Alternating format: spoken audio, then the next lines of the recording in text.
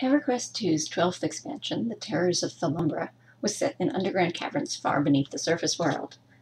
The city of Maldura was originally a dwarven outpost on an underground trade route, but over the centuries the trade route collapsed and Maldura was assumed to have been destroyed. In fact, although Maldura lost contact with the world above, they were able to survive in isolation and over thousands of years. The population was originally dwarves, but a group of gnomes joined the city in the early days, and both groups have worked together to turn Maldura into a grand and very well-protected fortress deep in the caverns of Thulumbra. The gnomes and dwarves have adapted to their completely underground existence, and look slightly different from the gnomes and dwarves above ground. They have very pale skin, slightly glowing eyes, and a smaller range of hair colors. They now call themselves the Nemlin and the Dalgar. In the Terrors of Thulumbra, contact with Maldura is re-established at last, and Maldura becomes the home base for the expansion's quests and dungeon content. So the early design documents for Maldura described it as a wonder of underground architecture, combining the stone carving skill of the dwarves with the technological aptitude of the gnomes. The art team took this to heart and produced what I think is one of the best-looking zones in EQ2 so far. However, Maldura is also a functional city.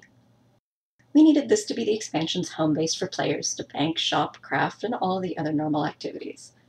I ended up having a little extra time during this expansion cycle, so I volunteered to populate the city zone. The zone is shaped like the logo of Maldura, a pickaxe crossing a cog. The player enters from the base of the shaft of the pick and can go in 3 different directions. The south side of the zone is predominantly Nemlin and includes the waterworks area that provides water and power to the city, the Great Arcane Library, and a merchant concourse. The north side is primarily Dalgar and also has a merchant concourse, as well as the entrance to the mines and the Great Forge of Brel.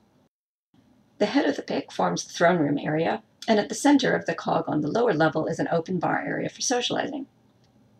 My first job was to populate the zone with merchants and other service NPCs to make it a functional place for players to visit, and then to add additional ambient population and decoration to make it look like a living city.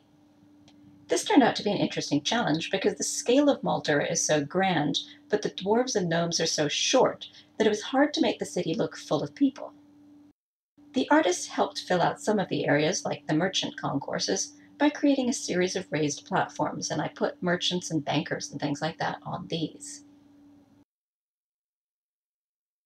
When I first looked at the zone, these platforms were still missing their final textures and didn't have any objects on them, so my first job was to decide what was going to go where, so I could direct the artists to decorate the specific areas accordingly. First of all, each merchant area needed a bank and a broker, reasonably close together but not side by side, since these are 2 places where players may stand around for an extended time. Having 2 of each, equidistant from the city entrance, immediately divided players up into 4 groups rather than one big crowd. I also added a couple of mender stations, one right near the entrance and another in the mines area, which seemed thematic. Then I needed to add some general merchants into each area, so players could sell off the items they weren't going to broker, and some more specialized merchants like a pet vendor and a trade skill fuel vendor. I placed crafting stations around the city in areas that made sense, but always ensured a fuel merchant wasn't too far away. Once I finalized the merchants and crafting area locations, I put down some placeholder furniture and decorations like tables and merchant counters, so the art team could easily see what was going to go where, and then I worked with the artist doing the zone to update those decorations and remove my placeholders as he added the pretty final art that matched the Maldura theme. The next job was populating the city with guards. I created some templates that will randomize the guards' appearance and gender, and also allowed some guards to ride mounts, which significantly increases the amount of space they take up and helps them to look more formidable in this big zone. I added stationary guards throughout the zone, but additionally created some pathing routes for guards so they look as if they're actively patrolling.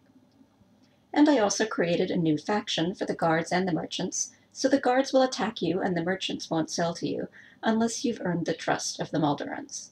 The city has been isolated for thousands of years and is currently under attack, so you have to do a few initial quests to earn their trust before they'll let you in. This took care of the main functionality of the city, but it still looked very empty. The next challenge was to add some flavor population to the zone, NPCs and decorations that don't actually do anything, but that make the city look a little more alive. For example, a group of trainee guards near the entrance who are running through drills with an instructor. He'll randomly call out instructions as they go through the drills. On one of the empty platforms, I added an emergency triage area where healers are taking care of injured fighters who've just come back from the battle. Nimlin's steam workers and clockwork workers are set up to fiddle with the mechanical parts of the zone and walk around here and there. And I also placed clockwork miners all around the piles of loose rock in the zone with animations as if they're busy clearing it away. In the library and in the merchant concourses, groups of Dalgar and Nemlin stand around having conversations, which are scripted on the character template to select one of a list of random animations to play intermittently. In some cases, I was just able to add characters and maybe a few objects to fill out an area. In other places, I discussed options with the artist. For example, we turned the 2 empty wings of the throne room into a council chamber area and a small shrine to Brel, the god of the underground.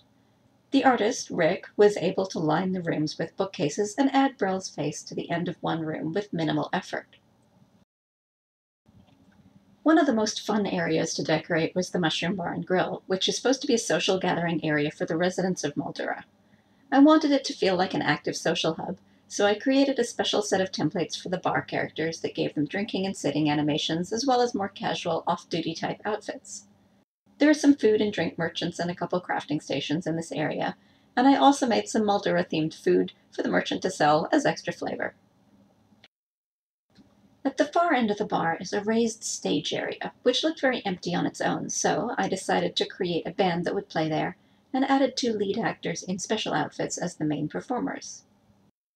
Add in an audience drinking and cheering, and it became an interesting-looking area. It hadn't been planned originally, but the team liked how it turned out so much that our audio lead used some of his spare time to compose some special music for the area that plays when you get close.